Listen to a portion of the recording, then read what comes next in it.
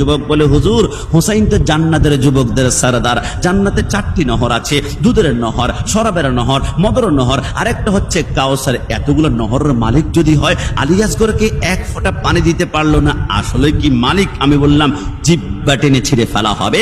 1 কোটি বার পানি দিতে পারতো, তো দেন নাই কেন? বলে ইমাম হোসেন পানি দিতে পারতো নাকি পারতো পরে প্রশ্ন করবা। ইমাম হোসেন পারতো কিনা আমি তোমার জবান দিয়ে বের করব। বলে কেমন ভাবে? আমি বললাম বলো। হুসাইনের গোলামের গোলাম, হুসাইনের গোলামের গোলাম, হুসাইনের গোলামের গোলামের নাম হচ্ছে আব্দুল কাদের জিলানী। আব্দুল কাদের জিলানীর গোলামের নাম হচ্ছে খাজা মঈনুদ্দিন চিশতি আজমেরে সঞ্জেরে। খাজা মঈনুদ্দিন হিন্দুস্তানের আজমিরে গিয়ে তিনি আয়না সাগরকে বলেছিল, আয়না সাগরের পানি আয় বদনার ভিতরে।